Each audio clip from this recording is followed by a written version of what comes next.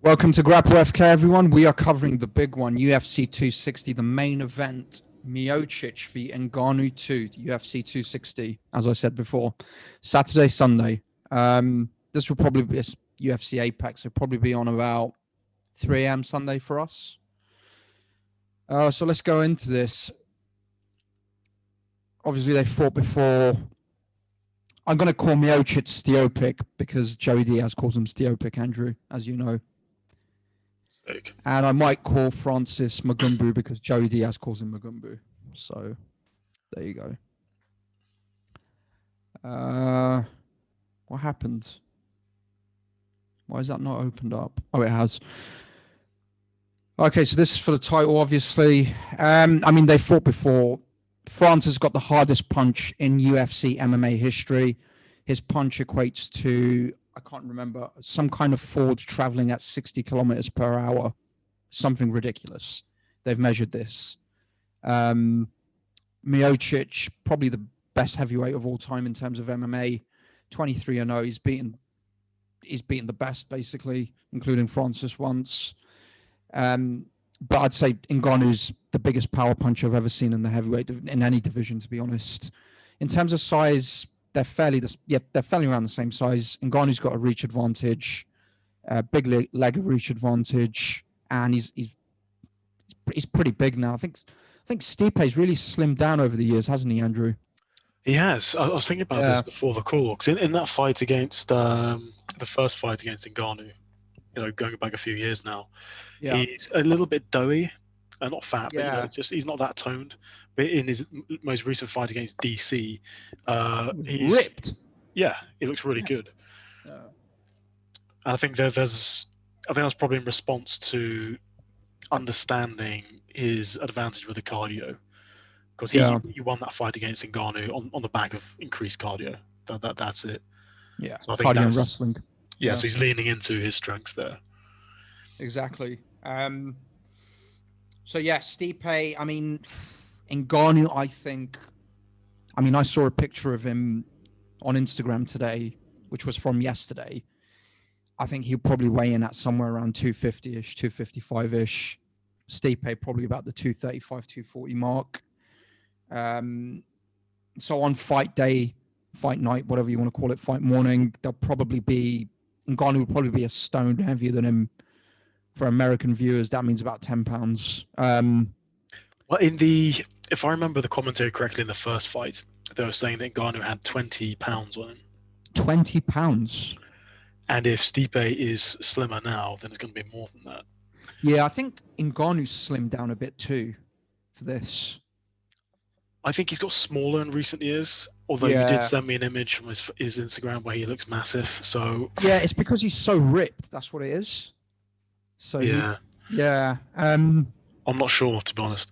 We'll have to watch the weigh-in. We have to keep a serious eye on the weigh-in for this one. Yeah, but it's worth noting in the first fight, Miocic looked small compared to Ngannou. Oh, he's naturally smaller, definitely. Yeah, I mean, especially in the clinch, he looks shorter, and of course, just smaller everywhere. Yeah, it looked like a light heavyweight versus a heavyweight to me. Yeah, I just think Ngannou's a big heavyweight. Yeah, Stipe's a big dude, but Ngannou's just fucking a machine. But obviously in the first fight, I mean, that didn't really work to his advantage. So it worked really well for the first 2 minutes because Ngannou just came forward, landed a fair amount. Like he tagged Stipe, and Stipe wore it on his face very early on. The thing is, Stipe's got a chin. I mean, people obviously Cormier. Well, there were a few eye pokes, and then he KO'd him. Stefan Struve, I think, KO'd him a long time back. But he has a chin, man. He can take a punch. He definitely can. He definitely can. And so can Ngannou. Yeah. Yeah. But the thing is, with the Miocic in that first fight, when Francis was walking forward for those first 2 minutes, throwing those bombs, Stipe Miocic looks like, fuck, what the fuck am I going to do? And it's as if he had to force himself to counter. He looks, I don't want to say scared, because a guy like that's not going to be scared, but he did not look comfortable at all. Well, there was a lot of hype around Ngannou going into that fight, right? He was just basically killing people. I mean, the way he knocked out Alistair Overeem, I think Stipe was probably a bit cautious in the first few minutes, and rightly so. And it's also just a case of if Ngannou is the kind of guy who lands, it's anything, it hurts. Anything. Literally, like just a 40% punch. Yes. Absolutely. I mean, the way he knocked out Rosenstruik was what he swung maybe 10 haymakers, one partially landed, and he was out. Yeah. So it's just freakish power. He's a freak. Yeah, he's a freak. And Miocic, started to find his rhythm. He was countering, but the former Golden Gloves champion. Yeah, but I mean, the power of Miocic's shots against Francis Ngannou was like, okay, well, that's a decent shot, but he's not hurt. You're knocking his head back, but Ngannou's not hurt. Yeah, I think Ngannou can take a punch, and I think obviously because he was a lot heavier as well, he was probably just eating those punches. But Stipe has power. I mean, heavyweights all have power, right? Stipe's KO'd a lot of people too. He's KO'd Arlovsky too, KO'd Overeem as well, KO'd JDS too, KO'd Cormier. Yeah. So, he's got a lot of KOs, a lot of TKOs. But I mean, to your point, even in that picture, I mean, Ngannou looks a lot bigger than him. Yeah. I also think Miocic is probably closer to 6'3" than 6'4". Oh, you think Ngannou's like, I didn't pick up on that. Yeah, I don't know. It's funny because sometimes in some people are so so heavily built and ripped, they just seem taller, but they're not. Yeah, that is a thing. Yeah. But whatever. I mean, he may be taller. I mean, we know the UFC stats are incorrect a lot of the time. But yeah, I mean, in terms of wins by KO, TKO, almost the same. And Stipe surprisingly got a few subs. Miocic hasn't. Miocic has been to decision. I think he went to decision with Cormier in the most recent fight, right? And beat him. Yeah, he looked good in that fight. Yeah, Cormier was landing a fair bit. Yeah. Well, I think which worries me. Miocic won 4 rounds. Yeah, he won. Yeah, he won 4 rounds. Yeah, he knocked him down as well, right? In the second and the third, quite badly. He knocked him down at some point. Yeah. Yeah, he knocked him down. But yeah, he looked good in that fight. And then what was Francis's last fight? I was Rosenstruik, right? Yeah. It was just That's the issue I have with Francis. Is like, obviously, Stipe's from a boxing and wrestling background. He took Francis down 6 times in their first fight. He KOs people so quickly. You don't really see what he's built on in terms of his skill set. Like, how far has his wrestling and his jiu-jitsu progressed? You just don't know. Yeah, that's just killing people. That is the $1 million question. Is Ngannou different to how he was 3 years ago? And as you said, we don't know, do we? Sorry, carry on. Just looking at Ngannou's record. So since they fought the first time, Ngannou has fought Derek Lewis. Nothing happened in that fight. That was a shit fight. Probably one of the worst fights I've ever seen. Yep. He fought Curtis Blades, he knocked him out in 45 seconds. Yeah. Then knocked out Cain Velasquez in 26 seconds. Velasquez's knee went out, but yeah, still a knockout. Yeah. And he knocked out JDS in 1 minute 11 seconds. That was a really weird fight where he turned around and then Ngannou just came in with that. Yeah, JDS went like this, turned around. Yeah, turned around and then poof. Yeah, ridiculous. JDS, I think, could and probably should have won that fight, in my opinion. Anyway. He actually sweeped Ngannou off his feet with one leg kick. Yeah. If you just did that 20 times, then you'd probably win the fight. But yeah, anyway. And then he fought Rosenstruik and knocked him out in 20 seconds. Yeah, so it's just like... So, we've learned nothing. The guy nothing. is just a beast. Yeah. We've learned nothing. In that 3 years? So 2 years. 2 years, yeah. 2 years, 4 fights. His fight, he's been in the octagon for just over 2 minutes. Yeah, no, it's 3 years. Yeah. Yeah. All right, so what was I going to say? Yeah, maybe he's gone away and he's got a sick jiu-jitsu game. Maybe he's gone away and learned wrestling defense. Yeah. What can you learn in 3 years at the age of 32, as he was then, or 31? 32. Yeah, he's in his wrestling. Something you have to learn from a young age, anyway. Yeah, because you gave can learn up defense, but you can't learn. Like, he's not going to be taking Stipe down. That's completely out the question. There's not much you can really do with wrestling. The thing is, he's a specimen, so he may have learned takedown defense, but it's one thing learning it and it's one thing applying it in the octagon in a real life situation. He just hasn't had to do that. That's true. Yeah. So I think we have to assume maybe he has. But I think we have to assume that even if he has come a long way in terms of his takedown defense and his jiu-jitsu, it's probably not nearly enough to stop the takedowns and to get out of positions when he's on the ground. No, I'd still definitely be giving the edge to Stipe by a fair distance, I'd say. Not the edge. I'd say Stipe is way ahead of him. Just because Stipe's been wrestling from a young age and he's used wrestling and wrestling defense and so on in his fights. I mean, okay, Ngannou's got like a few submissions on his record, but those submissions, I think, came by way of his sheer power. He's just got so much power. Like, he got like a triangle from standing position. He just literally just grabbed someone's arm. I can't remember who it was. Threw him over and then just triangled. Not triangle. A Kimura. It just overpowered the guy. It wasn't technique. Yeah.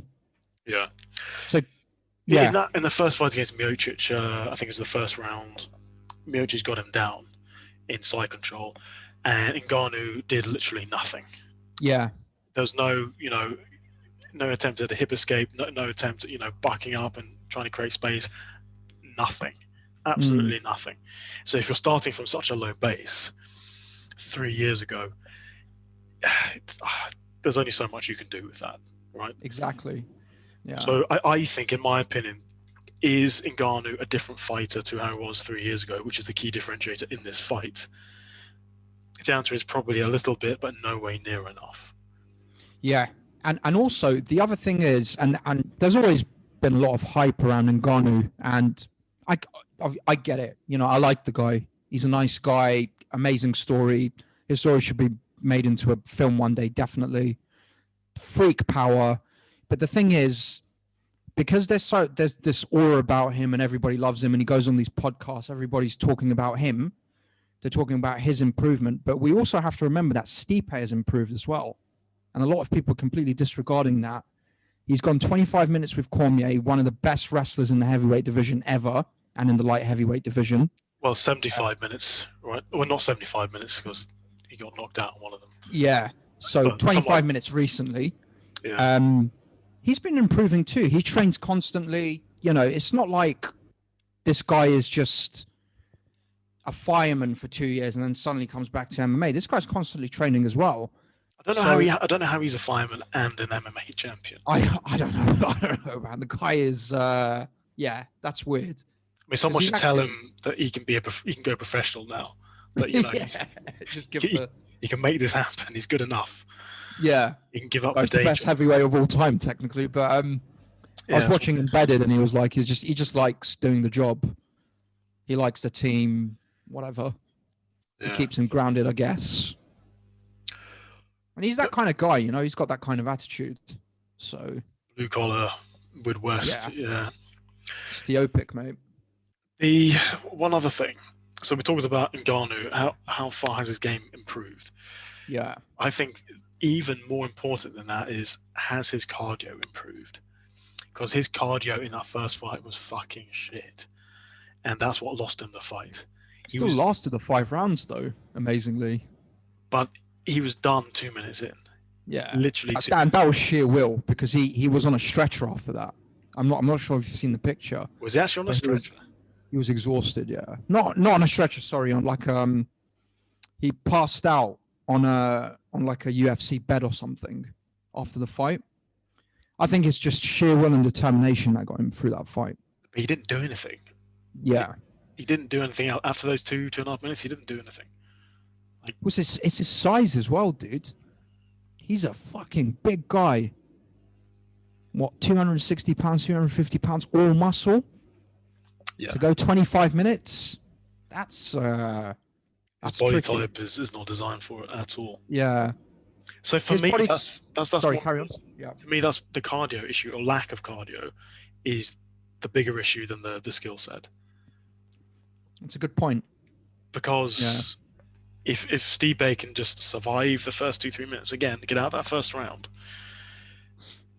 he's winning that fight. Yeah, I agree with that. If he can get out the first round, which I think he can, I mean, there's always the 30% chance that Ngannou just lands something and whatever, Stipe's jaw comes off. That can happen, but yeah, I think he can survive the first round, and if he does, I think Ngannou's in a lot of trouble. Yes, Stipe's very experienced, good wrestler, good boxer, and he's got great cardio now. Well, he always has, but it's even better now. Yeah, he looked really good against DC, second fight. And he's been main eventing, defending the belt or fighting for the belt, numerous times. I mean, he's one of those champions that, like, when people talk about GOATs and stuff, like, his name should be in the question. His name should be in the bag as well, but he kind of flies under the radar because he doesn't really talk that much. In time, he will be, I think. Yeah, 100%. The guy's a serious fighter. And one of the things I respect most of all in MMA is a champion who loses the belt and then gets it back. That's a very, very hard thing to do because momentum is so important psychologically. Exactly. And he had to wait for that too. Yes. He was getting fucked around a bit. He had to wait over a year. And then he was losing that fight badly the first 3 rounds. And then he just pulled out the body shots, dude. Just out of nowhere, those sick body shots. Yeah. I think he got... So check this out. In that fight, Cormier outlanded him 181 to 123. Fuck. Yeah. He was badly losing that fight, but those body shots, man, that adjustment he made going into the 4th round was just, a different league. Yeah, for sure.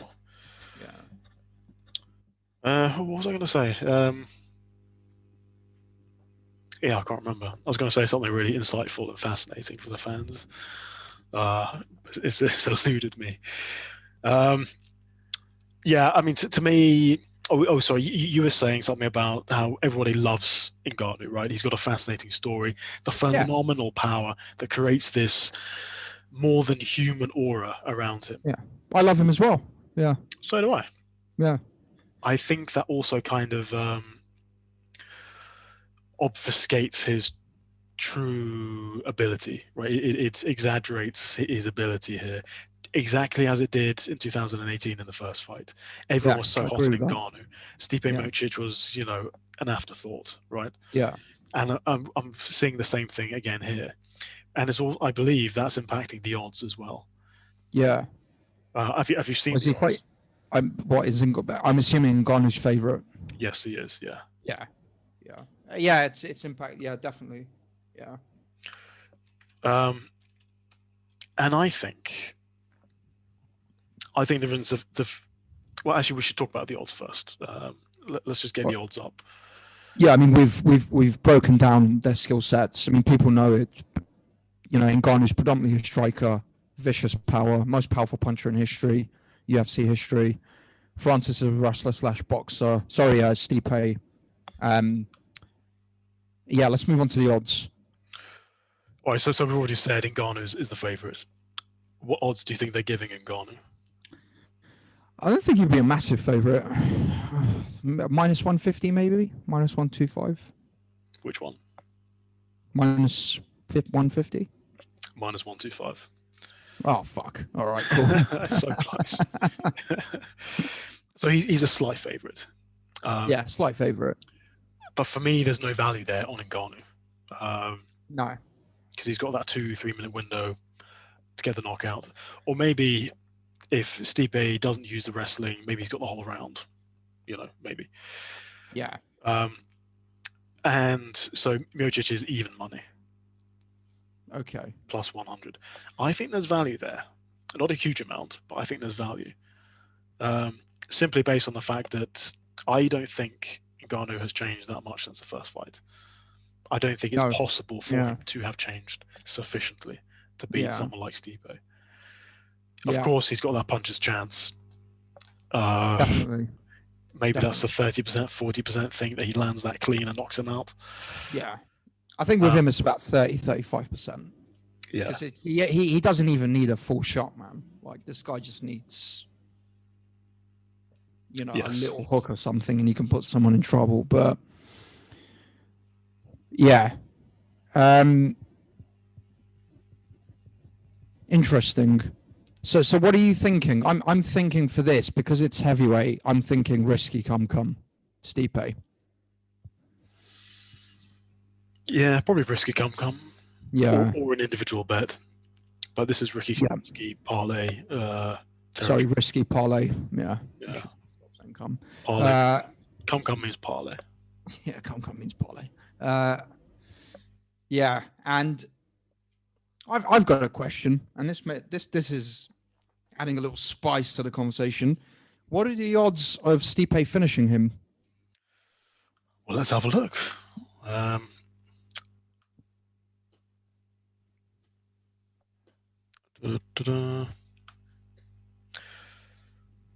Well, on the sites I've got, I don't know what sites you use, but the sites I look at, they don't give odds for a finish. Is the method of victory. I use 888. Yeah. So the odds will probably be up, but I say method of victory. Let's do a comparison. So what's Francis KO TKO, and then what's Stipe TKO KO? So Stipe KO 21-10. Let me convert that. 21-10. That's not great. Plus 210. Yeah. That's not good at all. Yeah, that's not good. I thought it'd be better than that. And Ngannou KO is even money. Yeah, it makes sense. Yeah. Yeah. Well, that's fucking shit. Yeah. Yeah, it's not really much you can do with this fight in terms of betting, I guess.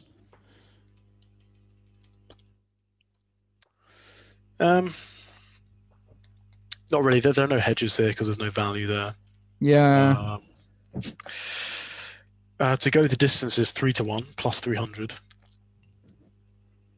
Maybe you like that because Stipe is probably going to win by decision. Yeah, probably win by decision. I don't think Ngannou will give up, and I think Ngannou's got a chin, so I don't think he'll get knocked out or anything. And Stipe is not going to submit him, so. Yeah, and the thing is with Stipe, when he uses his wrestling, at least against in the first fight against Ngannou, he does get tired.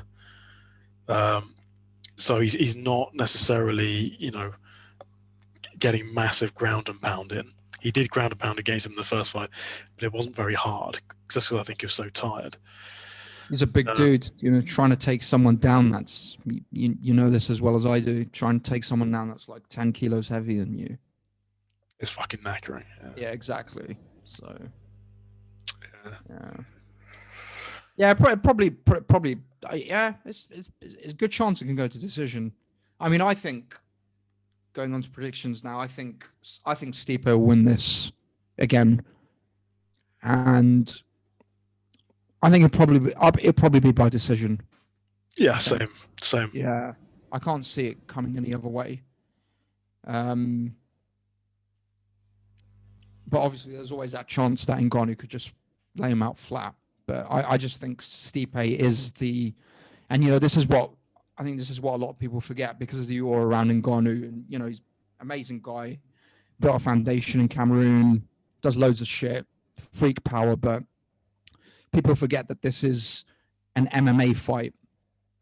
And Stipe is the better all-round MMA fighter. He might not have as much one-shot power as Ngannou, but he's just a better fighter overall. 100%. Yeah. So 100%. Yeah.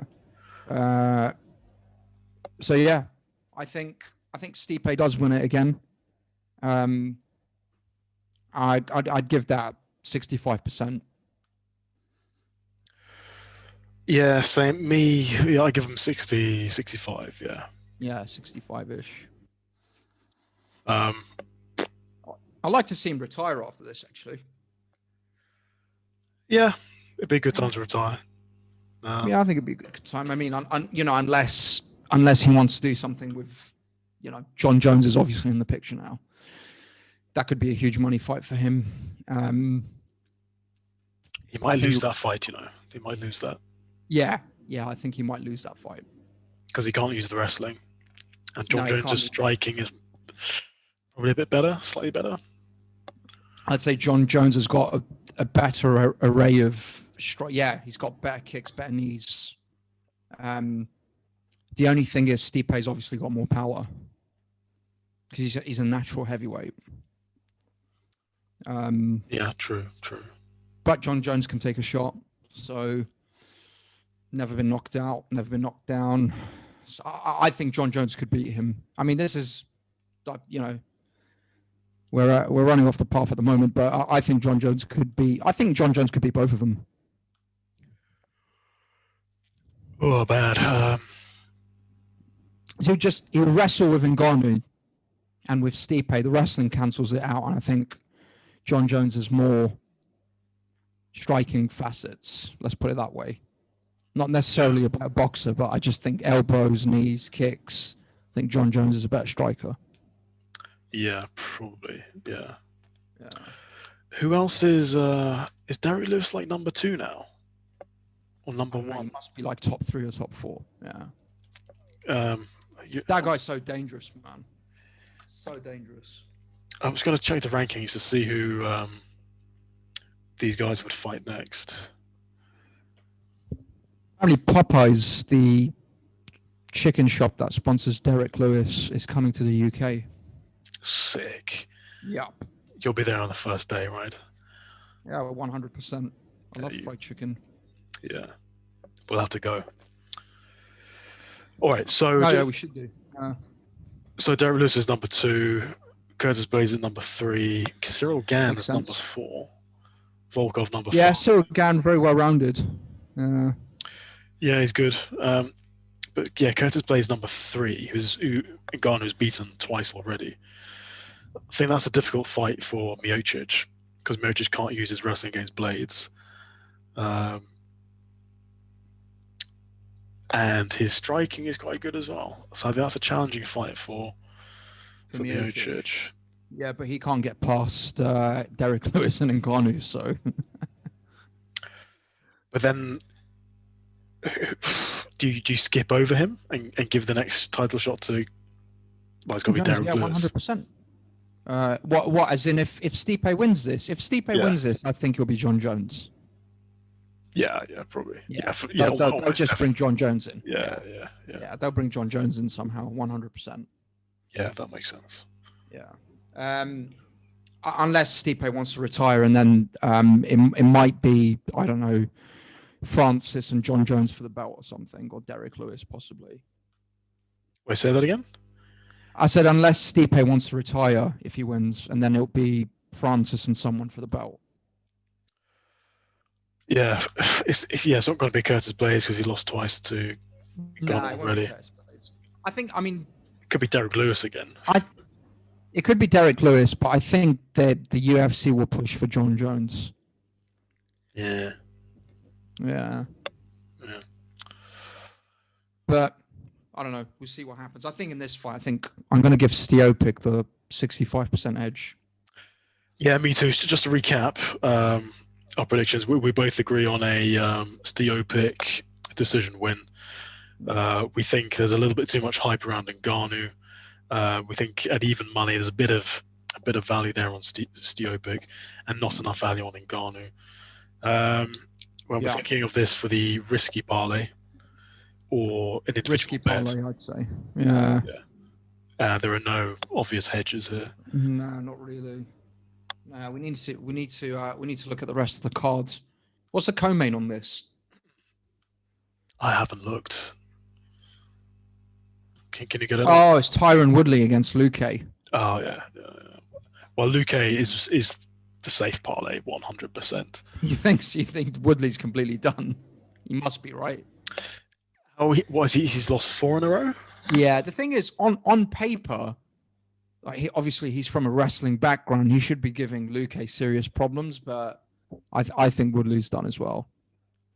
Yeah. Yeah. And we've got Sean O'Malley coming back. Sorry to interrupt, but in that fight against Covington, Woodley broke his own rib. Yeah. Right?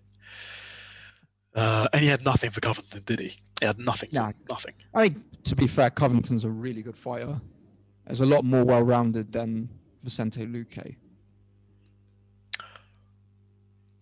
Luque's a banger, isn't he? He goes forward and he lets off shots. Covington is very well-rounded mixed martial artist. Well, Covington's got the wrestling and pretty bad hands, to be honest. He's got a lot of output. Yeah, but it's pillow hands. Yeah, pillow hands, but he throws a lot of output. Yeah. I don't know. I think he's very good overall, but yeah, he doesn't have power. Yeah. That's what he lacks. Yeah. If he had power, he'd be phenomenal. Usman. Yeah, he'd be Usman basically if he had power. Yeah. Also, I just want to reiterate that Tyron Woodley is fucking garbage now. But anyway, so Sean O'Malley's back. Oh yeah, your boy.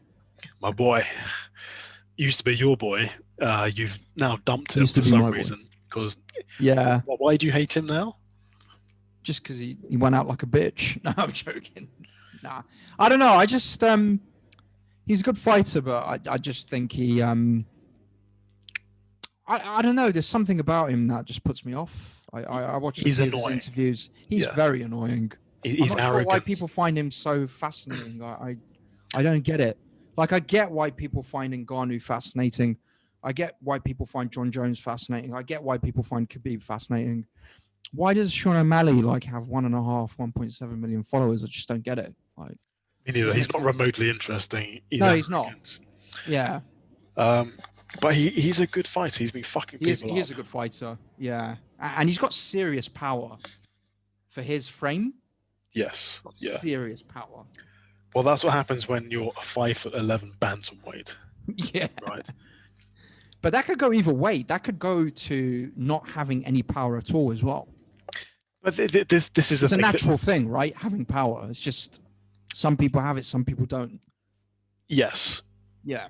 But when you're 5'11" at bantamweight, fighting people who are 5'6", like you're down as well. Yeah. I mean, your bones are bigger, your tendons are bigger, and I think that's where the majority of power comes from. It's your skeletal structure and your tendons rather than muscle mass. Yeah. So he's just a much bigger dude against a lot of these bantamweights, you know? Yeah, that's a good point. Yeah. It's like me fighting at bantamweight. I could beat up someone who's 5'5", right? Not in the UFC. Yeah, not in the UFC, obviously, but yeah. Some idiot down my MMA gym, I'd fuck them up if they're 5'5". Yeah. You know? You just need to keep them away with a jab. Exactly. Just put your hand on their knock them out. Yeah, pretty much.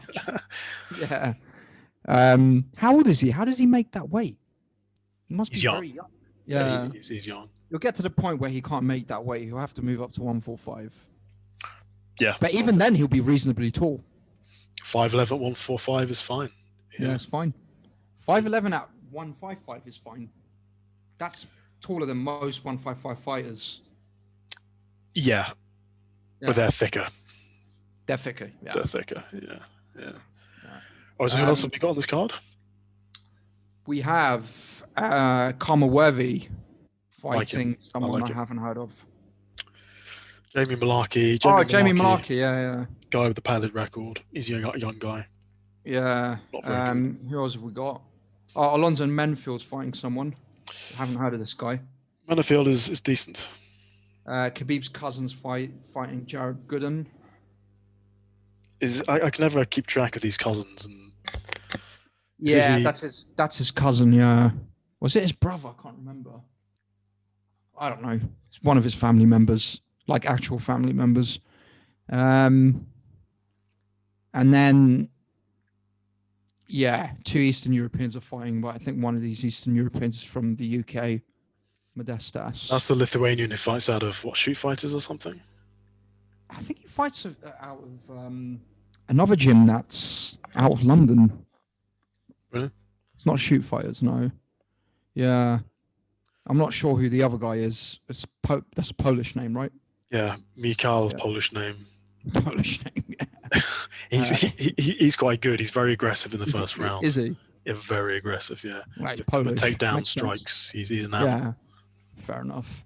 And then Shane Young, Omar Morales. Don't know too much about them. Abu Azaitar, that's... you know, that Moroccan power punch at 155, that's his older brother. Oh, really? That was thrown out of the UFC, but has now been let back into the UFC. Yes, because his brother is probably my favorite fighter at the moment. Oh, yeah, he just keeps KOing people at 155. The quickest counter-striking I've ever seen in my life. Yeah, he's an animal, man. It's so quick. It looks like it's not even a counter, but it is. He's that quick. Otman, that's it. Otman Azaitar. Yes. Yeah. So he was thrown out because he did something involving the bubble. But these guys know the King of Morocco. The King of Morocco is obviously the King of Morocco, and he's worth like 7 or 8 billion. The King of Morocco is obviously the King of Morocco. Yeah. Well, you know what I mean. Makes sense. Man's got power. Yeah. He's got power. Probably called Dana up and said, give him another chance. So Otman is back, but... Actually, if the King of Morocco phoned up Dana White, I don't think Dana White would give a fuck. I mean, Dana White has a lot of interest in the Middle East, right? And the King of Morocco knows a lot of people around that region. And also fundamentally, you know, breaking it down, the King of Morocco is a multi-billionaire and Dana isn't. So, yeah. It's just kind of like, it's a pissing contest, really, when it comes to that level. But I don't know too much about his older brother, but yeah, Otman is a serious boxer at 155. I'm very excited about Otman, yeah. Yeah, I'm not sure when he's coming back. I think the UFC will probably kind of delay it for a bit because it doesn't look good. They'll probably delay his comeback. Yeah. Yeah. Because what he did was like really fucked up. But yeah, I'm not too sure. We need to look at some of these fights. Definitely need to cover Tyron Woodley, Vicente Luque, and definitely need to cover Sean O'Malley and Thomas Almeida. Do we need to cover Woodley versus Luque? Yeah, 5 minutes? Yeah, I mean, it's just Luque wins. Tyron Woodley retires. Yeah, I mean, the thing is, like, Tyron did an interview with, what's his name? Ariel Helwani. I need to watch that interview, but he's been saying the same thing for the last 3 or 4 years. So... What? Just like, I've learned from my mistakes, and I don't know. Maybe he has, but it's not helping him win it. The only thing I'd say is he's lost to 3 very, very, very good people, like elite people, and Vicente Luque isn't elite. That's the crucial distinction here, I think. Yes, but against those 3 elite people, he did literally nothing. You did literally nothing. Yeah. Literally nothing. Yeah.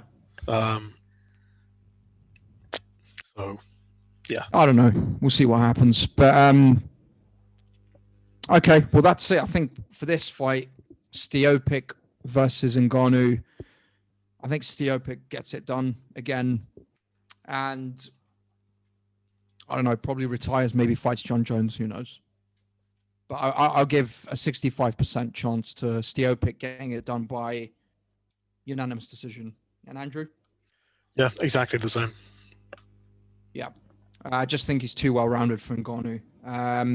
But there's always that chance of Ngannou just laying him out flat, like he's done with many people. But stay tuned for more fight picks, and yeah, we'll be coming out with videos very soon. Anything you want to add, Andrew? Sorry. No, that's it really. Other than the fact it's quite a good card. I mean, the main events are good. Not bad. Yeah. It'd be fun seeing Tyron Woodley get banged by Luque. You've got your boy Sean O'Malley there. Sean O'Malley. It's not a bad card. Yeah, we'll look at some of the other fights as well. But thanks for watching, everyone. Please subscribe. Please leave any comments, and we'll come out with more videos very soon. Take care, everybody.